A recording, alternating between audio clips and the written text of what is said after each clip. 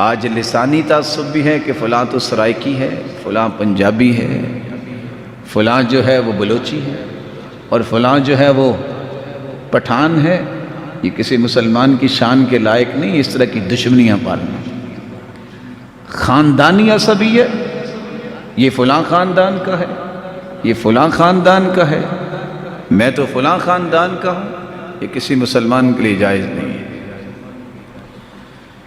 لسانی عصبیت کے ساتھ خاندانی اور علاقائی عصبیت، فلاں تو فلاں علاقے کا ہے، اس کا ہمارے ساتھ کیا تعلق ہے؟ مسلمان کے لیے یہ جائز نہیں ہے وہ اس طرح کے کام کرے۔ کیوں جائز نہیں ہے؟ اللہ کے رسول نے فرمایا تھا کل امر من امور الجاہلیہ موضوع تحت قدمی، جاہلیت کی ساری چیزوں کو آج میں اپنی جوتی کے نیچے رکھتا ہوں، میں ان کو روندتا ہوں۔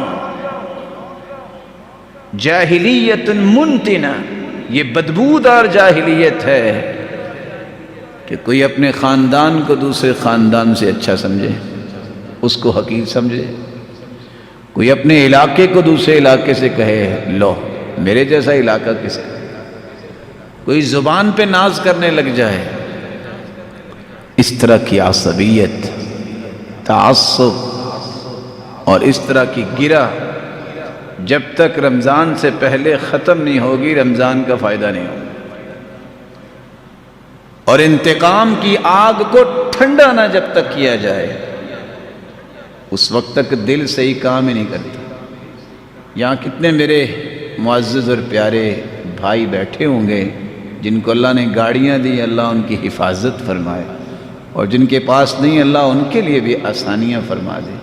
وہ جانتے ہیں کہ انجن میں اگر حرارت آ جائے گاڑی بند ہو جاتی ہے، گاڑی بند ہو جاتی ہے۔ جس شخص کے دل میں انتقام کی آگ ہی بھڑکتی رہتی ہے، اس کا جنت کا سفر بند ہو جاتا ہے۔ جب تک یہ انتقامی کیفیت نہیں وہ چھوڑتا، اور یہ انتقامی کیفیت اصل میں یہ درندوں کے اندر اللہ نے رکھی ہے۔ انسان کے اندر غصہ تو رکھا ہے، لیکن غصے کی دو قسمیں ہیں۔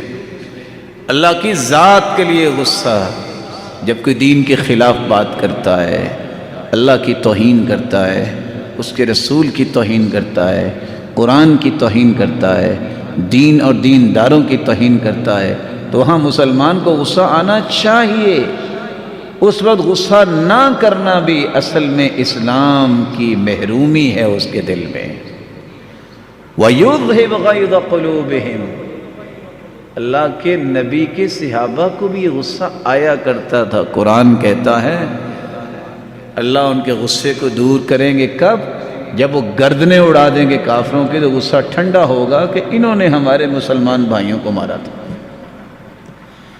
ایک غصہ ہوتا اپنی ذات کا، اپنی ذات کے غصے میں انسان اس قدر جو ہے وہ حدود کراس کر جائے کہ وہ اپنے دل کو ٹھنڈک دینے کے لیے نہ کسی انسان کو دیکھے، نہ کسی حیوان کو دیکھے، نہ کسی بڑے کو دیکھے، نہ کسی چھوٹے کو دیکھے، اور اس قدر آگے نکل جائے۔ ظالم بادشاہوں کی کہانیاں پرانی پڑھیے، ایسے ایسے لوگ بھی ظالم آئے ہیں جہاں انسان انہوں نے قتل کیے، وہاں بلی جیسی مخلوق اور جانوروں کو بھی صرف غصہ ٹھنڈا کرنے کے لیے مارا۔ اس لیے اللہ کے رسول صلی اللہ علیہ وسلم نے فرمایا تھا کسی پرندے کو نشانہ پکا کرنے کے لیے نہ مارا کرو۔ ہاں آپ شکار کر سکتے ہیں، لیکن اس کو استعمال بھی نہیں کرنا، اپنے نشانے پکے کرتے رہنا، اس سے منع کر دیا۔ اسی طرح انتقام کی بھی دو قسمیں ہیں، ایک انتقام اللہ بھی لے گا، ایک انسان انتقام لیتا ہے، اور علماء امت نے اس انتقام کی دو قسمیں لکھی ہیں۔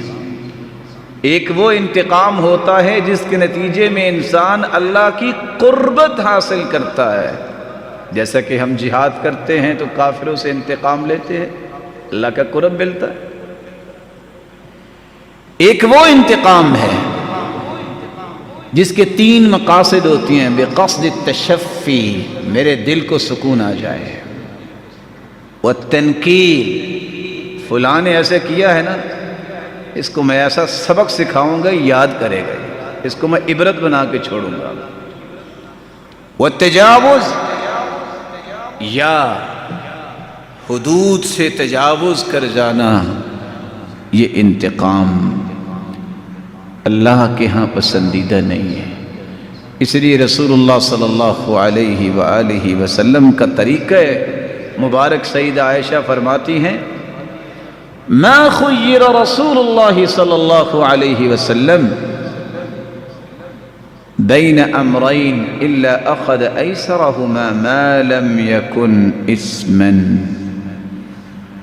اللہ کی طرف سے دو چیزوں کا اختیار مل جاتا اللہ کے رسول کو، تو آپ اس چیز کو لیتے جس میں لوگوں کے لیے آسانی ہوتی۔ کیوں؟ تاکہ امت پہ کوئی مشقت نہ ہو، امت کے لیے کوئی پریشانی نہ ہو جائے، امت مجبور نہ ہو جائے اور یہ نیکی کا کام ہی نہ کر سکے۔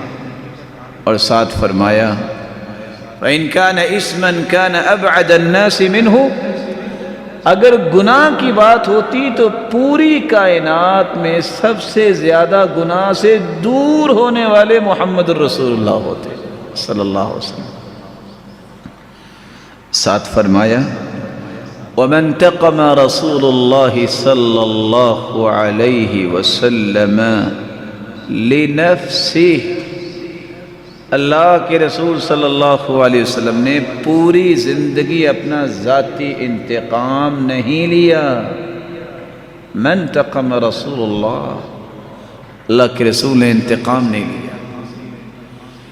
الا ان تنتہک حرمات اللہ، ہاں اگر اللہ کی حرمتوں کو پامال کیا گیا ہے تو پھر فینتقم للہ بہا، پھر اللہ ذوالجلال کو راضی کرنے کے لیے وہ انتقام لیا۔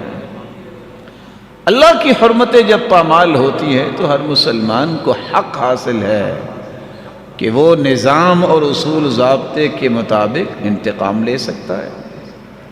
اس کے لیے عدالتیں بھی موجود ہیں، جوڈیشری کا دنیا کا نظام موجود ہے، جیسا تیسا بھی ہے، لیکن ذاتی انتقام رسول اللہ صلی اللہ علیہ وآلہ وسلم نے نہیں لیا۔